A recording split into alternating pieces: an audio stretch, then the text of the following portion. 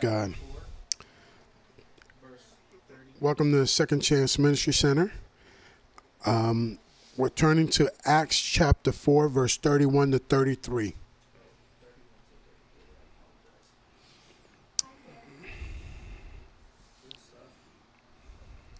So who wants to read? Okay, Val.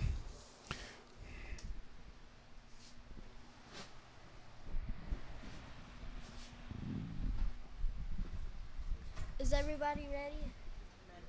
Okay. After they prayed, the place where they were meeting was shaken. They were all filled with the Holy Spirit. They were bold when they spoke God's word. The believers shared what they owned. All the believers were agreed in heart and mind. They didn't claim anything they had was their own. Instead, they shared everything they owned. With great power, the apostles continued their teaching. They were telling people that Lord Jesus had risen from the dead, and God's grace was working so powerfully in all of them.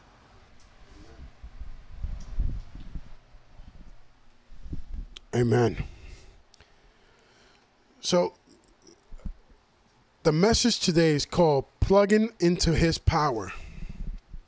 Okay, plugging into His power. I don't know about you, but I marvel about the power of the early church. It amazes me to look at the way God used them for His glory. When you consider that 3,000 souls were saved on one day and 5,000 souls were saved on another day, the Lord added to the church daily. Acts chapter 2:47, that the church was marked by powerful miracles and larger-than-life personalities, that they have experienced amazing growth, that they were filled with the Holy Ghost.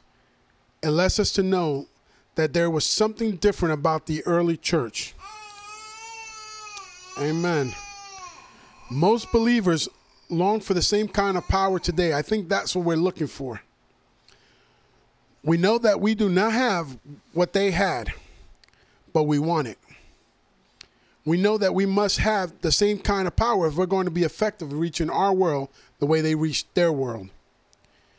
In some ways, we possess far more things than they did. We have nicer buildings, enough money to do things that we want to do, amazing technology, the freedom of worship of God as we please, and we have much in our favor.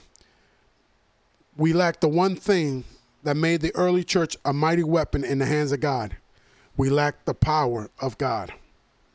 Why is that? I want to point out to you what I believe was the source of their power. I want you to see that the early church was plugged into a tremendous source of power.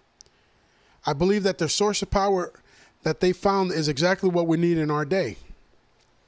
The early church was plugged into three specific sources of power that enabled them to turn the world upside down for the glory of God.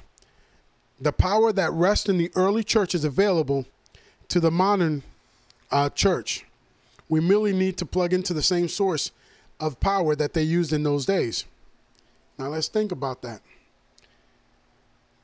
Let me show you from these verses the source of that empowered the early church. If you want to reach our world for Jesus, if you want to be all that the Lord has called you to be, then we have to plug into the same power source that they had. I want you to look at these verses a few moments today as I preach about plugging into His power. So if you look at verse 31, we need to plug into the power of prayer. How many times have we talked about this? You want to see the things of God in the churches? Get in your prayer. Pray. Pray strong. The contents of these verses, when the disciples came back from their meeting with the Sanhedrin, the whole assemblies came together in prayer. And we see that through Acts 4:23 to 31. As they prayed together, it says they prayed in one mind and one spirit of God moved upon them as they filled them with His presence and power. God honored the prayer of His people as they came together as one. praying for the common good. I think the church of today is lacking that. I think we still don't come together as one to pray for the same situation. And if they can do it, remember the Lord says, when 2 or 3 gather in my name, I will be there. So if the church comes together in his name in one mind, one accord, one understanding, there's going to be a power that the Lord is going to show up. I am certain that most of us understand the importance of prayer.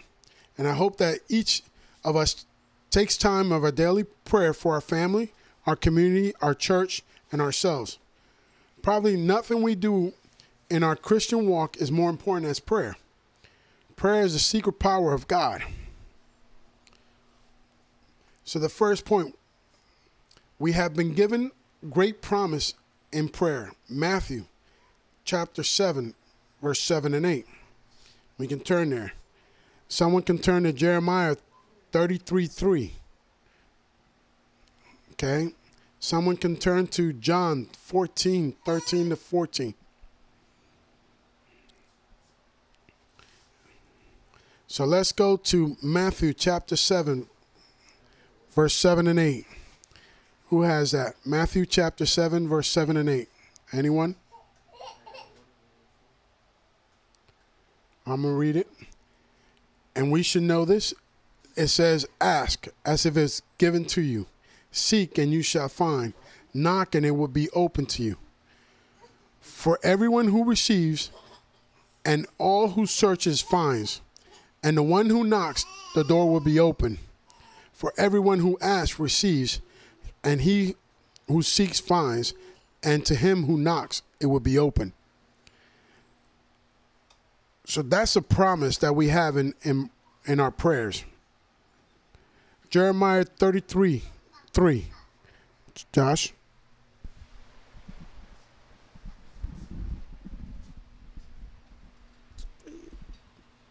With this for real. Call out to me, and I will answer you. I will tell you great things, hidden things of which you are unaware.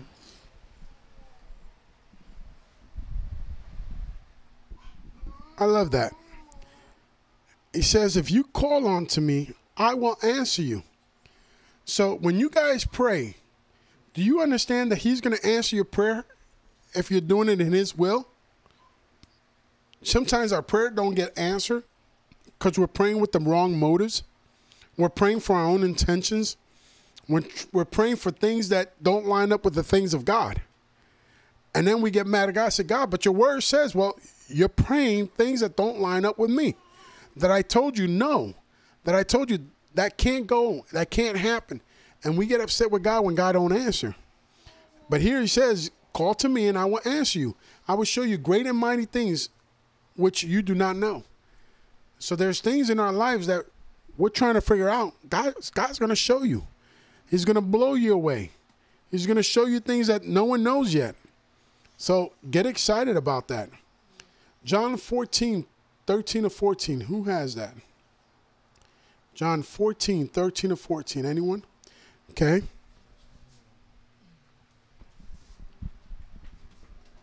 Amen. Is it John 14:13 to 14, right? Okay. And I will do whatever you ask in my name, so that the Father may be glorified and extolled in the Son. I will grant whatever you shall ask in my name, all presenting all that I am. Did you catch that key point? That you're asking in his name. It's about his will. When you ask, he says, I will grant it. Why? Because I'm going to glorify God through this. So when God sends you somewhere and you ask, he's going to glorify himself so he can prove that God is God. And you don't have to worry about it. We got to start learning that when we pray, God says he's going to answer, then believe he's going to answer. Because you're lined up with the things that he's asking you to be lined up. 1 John 5:13 to 15. I'll read this. I have written these things to you who believe in the name of the Son of God, so that you may know that you have eternal life. These things that I have written to you who believe in the Son of God, that you may know that you have eternal life. Read that twice, my bad. Now that there is confidence we have before him, whenever we ask anything according to his will, he hears us. If you ask according to his will, he hears you. So when you're asking that's not in his will, guess what? He's not listening. That's you're reading it. That's not me just throwing words out. So if you ask in his will, he hears you. And if we know that he hears whatever we ask, we know that we have whatever we have asked him for. So start believing that when you ask something in his will, in his name, you're going to get it. It's coming. So the hard part is knowing how to line up your will with his, not his will with yours. Okay? He doesn't come under you. You come under him. Second point. We have been given clear instructions how to pray. Luke 11, 1-4. And it says, now it came to pass, as he is praying in a certain place, when he ceased, the one of his disciples said to him, Lord, teach us to pray, as John also taught his disciples. So he said to them, when you pray, say, Our Father in heaven, hallowed be your name. Your kingdom come, your will be done on earth as it is in heaven. Give us this day our daily bread, and forgive us of our sins. For we also forgive everyone who is indebted to us, and lead us not into temptation, but deliver us from the evil one. That's your basic prayer. And understand what it means in that. You worship the Lord. You praise him. You glorify his name. You pray for his kingdom to come and do the will on earth that he said it's already doing in heaven. Give us our daily bread.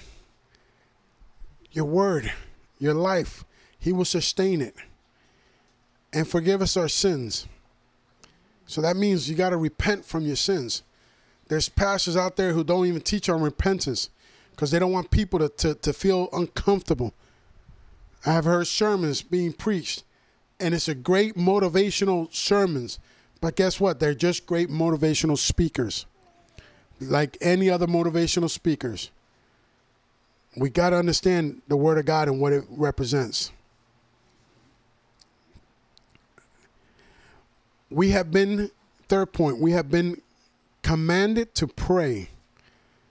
1 Thessalonians 5:17. It says, pray without ceasing.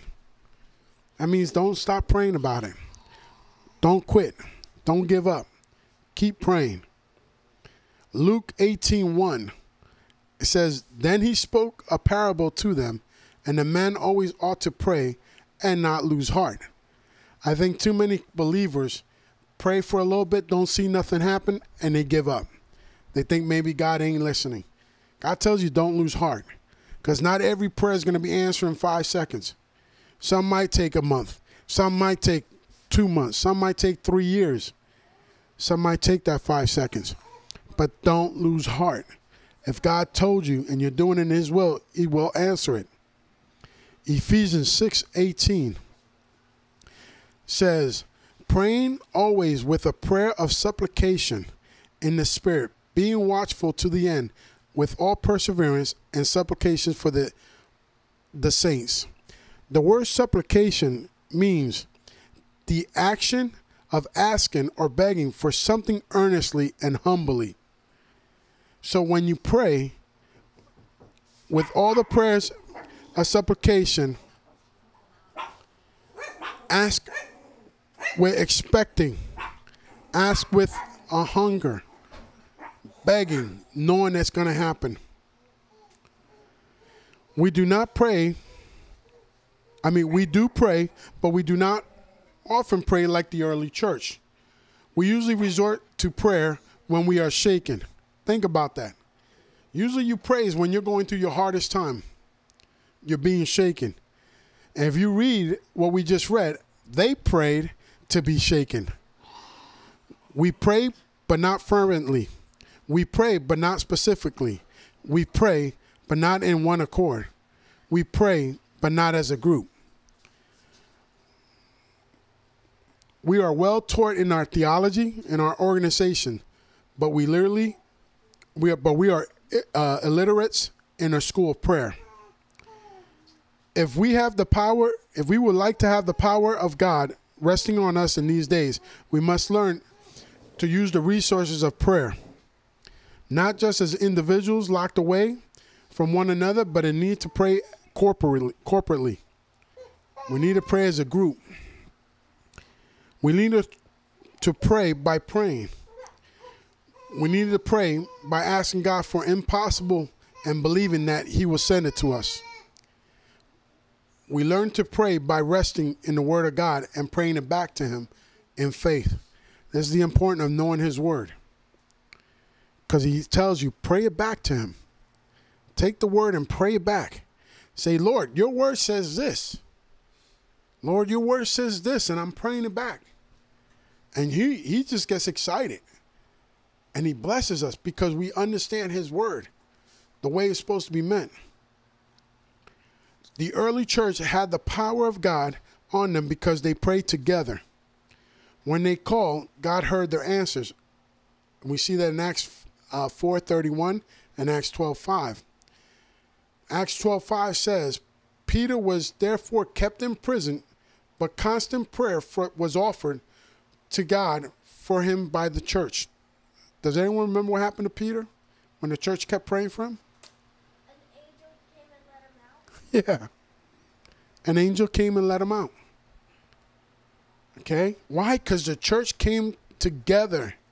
We have been seeing God's hands in certain people's lives when we've been praying for their situation. And God's been opening doors. Why? Because of the saints of the church are praying in one accord. Let's not lose that. God still hears and answers the prayer of his people. Many answers I have read about and experienced. Plugging into the power of prayer would do much more for the church than 10 revival meetings. See, a lot of people love to go to revival meetings. Those are fun. But if the church would just plug into power of prayer, you'll have your own revival every time. The second thing we need to plug into is the power of passion. We are told that this congregation was of one heart, one soul, one mind. That is, they did not live for themselves, but they lived for those around them. These people were lost in the needs of other believers, and that they were consumed by the needs of the lost around them. The early church possessed a servant's heart that was just like the Lord Jesus. Someone turn to Philippians chapter 2, verse 3 to 8. Philippians chapter 2, verse 3 to 8.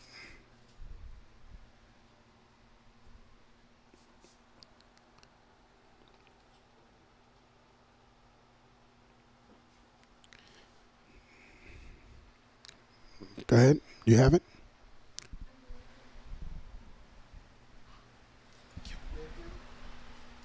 John 13:35. Do nothing out of rivalry or vanity, but in humility regard each other as better than yourselves. Look out for each other's interest and not just for your own. Let your attitude toward one another be governed by your being in unison or union with the Messiah, Yeshua. Though he was in the form of God, he did not regard equality with God something to be possessed by force. On the contrary, he emptied himself, in that he took the form of a slave by becoming like human beings are. And when he appeared as a human being, he humbled himself still more by becoming obedient, even to death on a stake as a criminal.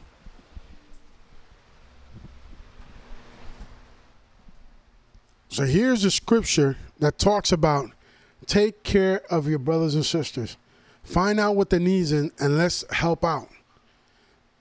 I think the church is lacking in this majorly. Why? Because we worry about ourselves. Okay? It's hard. When we're all struggling and trying to make ends meet, and you rather worry about yourself and say, hey, Let me find out what you need. How can I help you? Let's share it together. That's hard, but we can do it. We need to change our mindset. It can't be about you anymore. John 13, verse 35. Vil? Just 35? Just 35. If you love one another, everyone will know you are my disciples.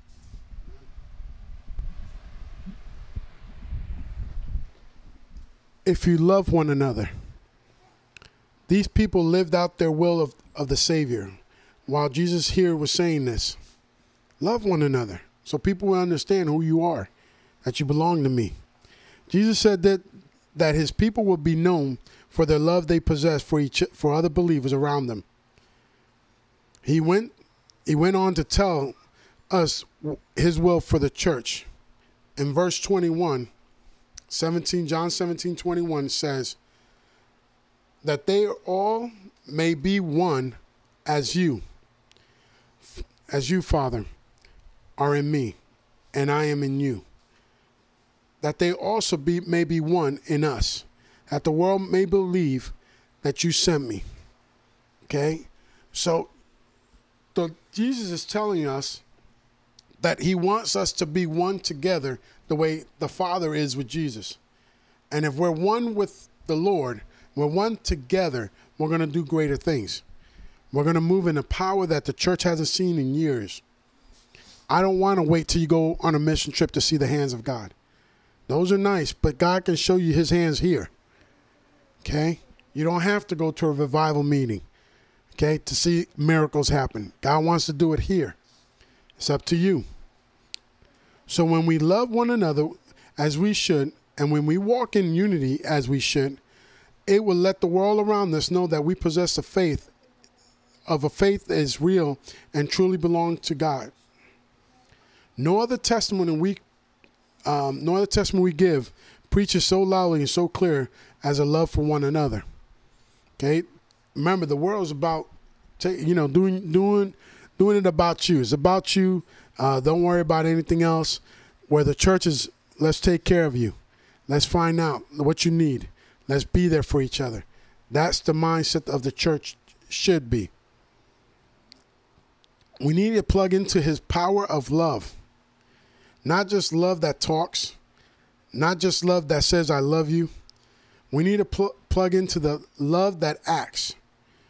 In 1 John 3:18 says, my little children, let us not love in word or in tongue, but in deed and in truth. So it's easy for us to say, we love you. We'll keep you in prayer. Don't just tell me we love you. Show me. We all need to know. We all need to feel it. If there's a need, let's help out the need to the best of our ability. Tell you, as we grow, one of my heart is to take care of the need of the church. To do what the old ways of when God brought the finances into the storehouse, they made sure all the needs were taken care of. Yes, we're going to take care of the bills and all that kind of stuff, but the money isn't just to build the big bank account. The money is to take care of the body when there's a need. And no, we're not going to allow people to take advantage of us, because you will have that. The enemy will always plant people that wants to take advantage. And then when you don't help them in that way, they'll talk smack. I don't worry about those things, but I want to help the body. That when there's a true need, to say, hey, we're there. What do you need? The body's there for you. That's what the church wants to be. That's what we need to be. We must plug into his love that puts others ahead of ourselves. We must plug into the kind of love. Without that kind of love, everything we do is in vain.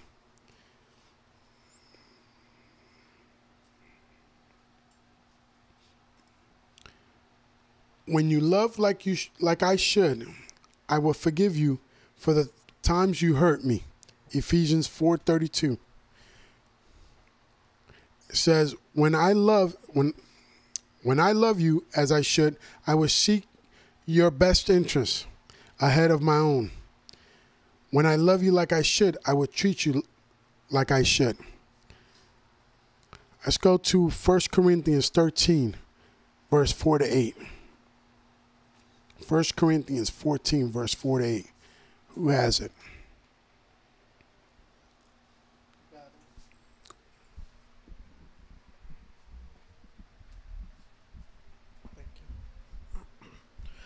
He that speaketh in a tongue edifieth himself, but he that prophesieth edifieth the church.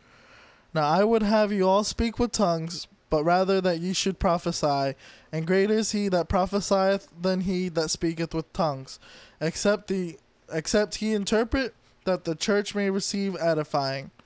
But now, brethren, if I come unto you speaking with tongues, what shall I profit you, unless I speak to you either by way of revelation, or of knowledge, or of prophesying, or of teaching? Even things without life, giving a voice, whether pipe or harp, if they give not a distinction in the sounds, how shall it be known what is piped or harped? For the trumpet give an uncertain voice, who shall prepare himself for war?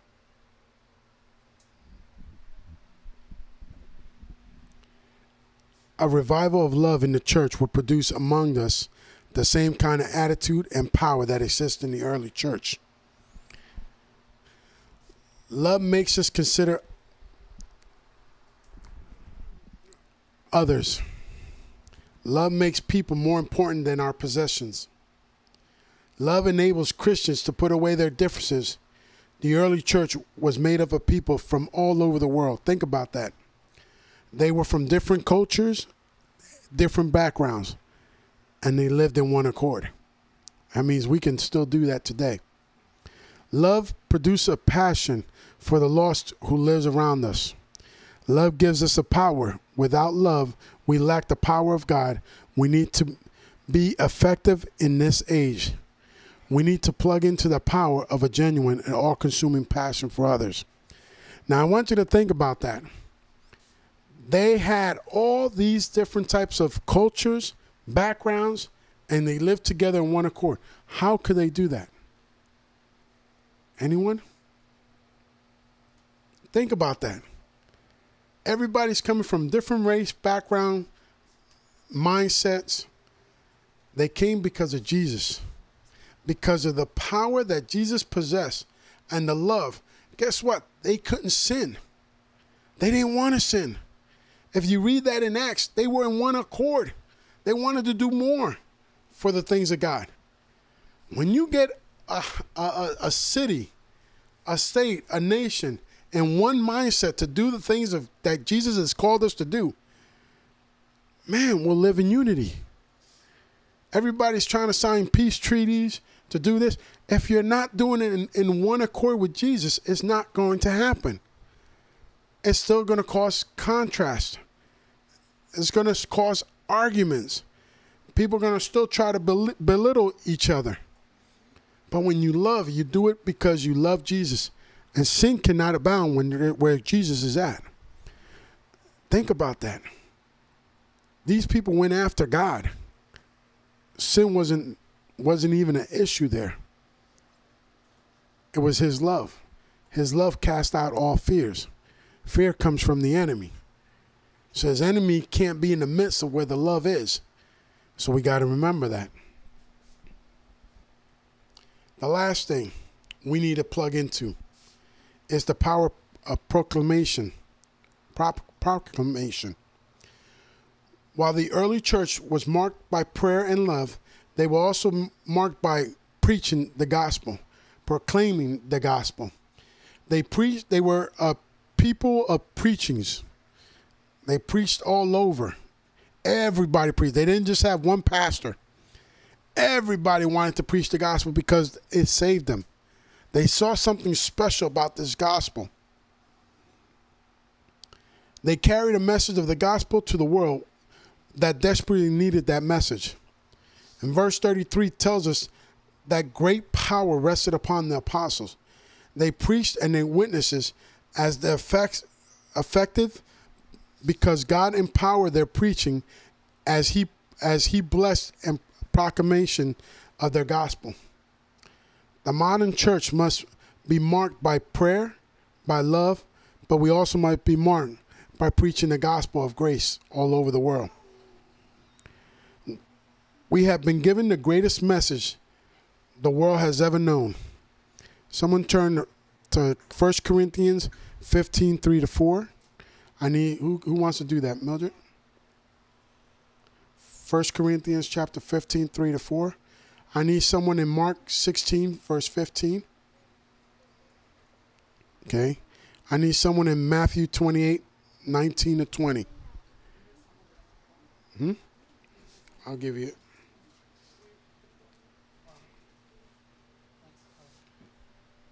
First Corinthians 15, 3-4. Mark 16, verse 15. And I need someone in Matthew 28, 19-20. Matthew 28, verse 19 and 20. I'm going to read. And I'm going to read Acts chapter 1, verse 8. Everyone has it? I'll read while you guys get that. You got Matthew 28, verse 19 and 20? Okay. Mildred, you have it?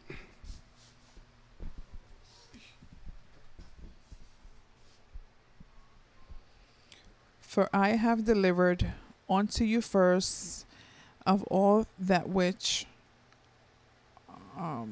also I received, that Christ died for our sins according to the scriptures, and that he was buried, and that he has been raised on the third day according to the scriptures.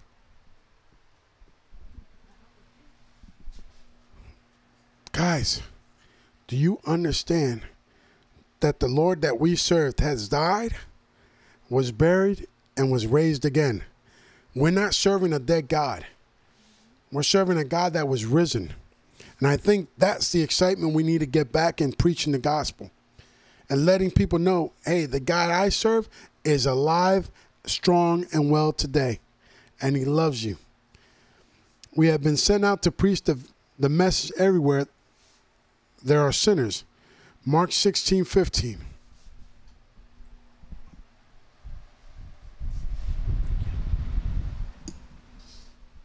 Then he said to them, as you go throughout the world, proclaim the good news to all creation. Matthew 28, 19 and 20. So you must go and make disciples of all nations, baptize them in the name of the Father and the Son and of the Holy Spirit. Teach them to obey everything I have commanded you, and you can be sure that I am always with you to the very end.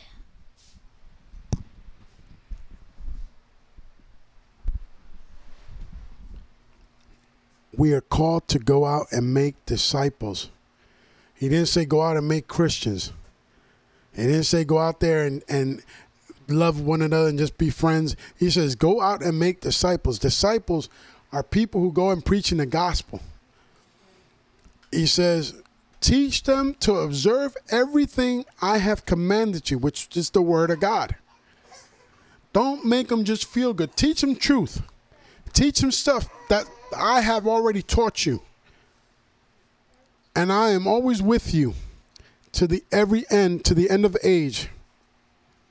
We have been promised his help in sharing this message with the lost around us. Acts 1:8 says, but you shall receive power when the Holy Spirit has come upon you, and you shall be witness for me in Jerusalem, in all Judea, and Samaria, and the end of the earth. The whole world around us needs to hear about Jesus.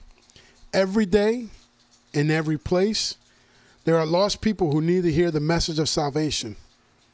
Our duty is to tell them about Jesus and what he can do for them.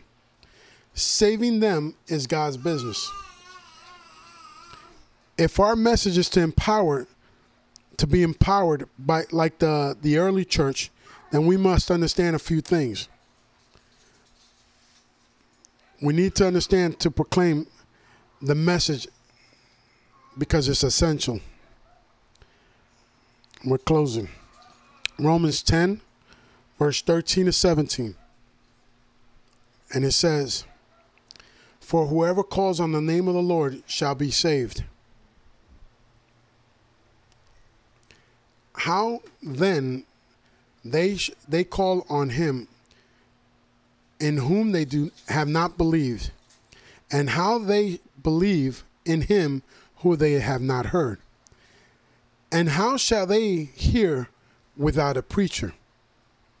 And how shall they preach unless they were sent?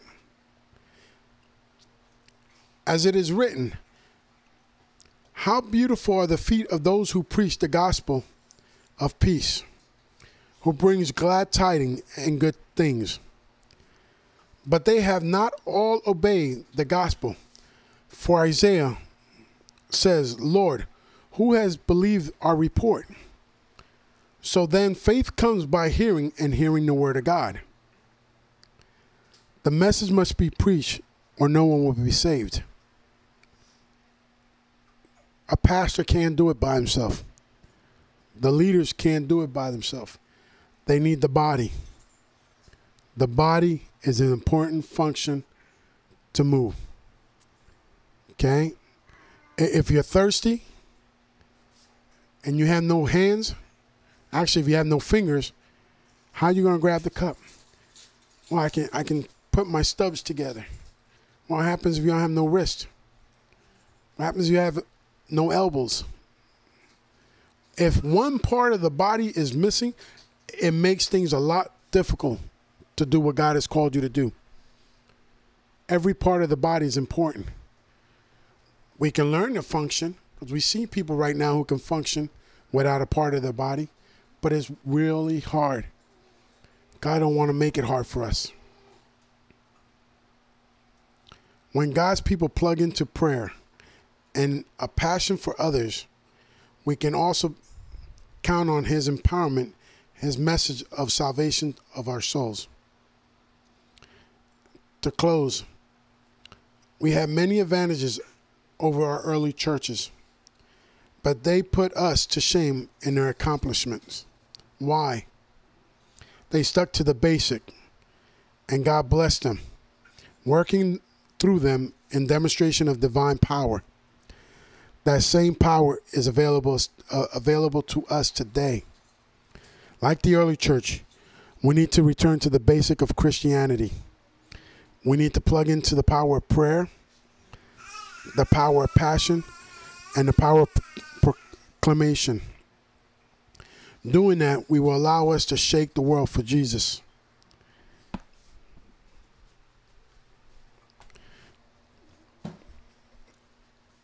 We need to plug in. We need to understand how to shake this world. But we got to do our parts. It's up to each and every one to be in one accord. So like I said, let's come strong. Let's come doing what God has called us to do. Let's shake this nation. I want to see the Lakeland, city of Lakeland, be shaken like it's never been. If they thought that revival that they had years ago was powerful, there's nothing compared to what God wants to do in these last days. But it takes the body to come together. And not just this body here. I'm talking about the churches around the world to start standing together in one accord. So as we close, let's pray for us to be one, but for the churches around the world to become one. Heavenly Father, Lord, we thank you for today. Lord, we thank you for the word that you have given to each one who needs that word today. Lord, I ask that you will continue allowing us to become one mind, one body with you, and only you, Jesus, to come under your spirit, to submit unto you. Lord, I ask that you will guide each people to do what you have called us to do in such a deep level, Heavenly Father. Lord, I ask that you would touch the people who need to hear this message, that you would touch them in such a deep level, Heavenly Father. I ask that you will protect them right now, Heavenly Father. Let your will be done. Glory, hallelujah. Let your will be done. That we come in agreement. that we come submitting to your will. Because we know that when we come together in prayer, you're there. We just need to believe that you're answering our prayers already been done. So, Lord, I thank you right now as we move forward. Lord, I just ask you to be with the children around the world who are going back to schools, for that you're opening doors for prayer to be entered back into schools, that they can worship you in such a way, Lord.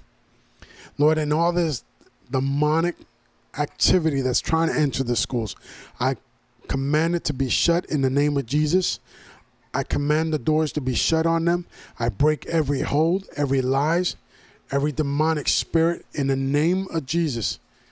That these kids, especially our young children, is the ones who's being attacked more than anything. To teach them about these demonic things that people say is okay. It's what we're living in. It's nothing that bad. But Lord, if it doesn't line up with your word, it is wrong. And we as believers need to start standing up for what we believe in. And we thank you, Lord. We ask for your spirit of power and authority, Lord, to come upon us. We thank you. In Jesus' name we pray. Amen.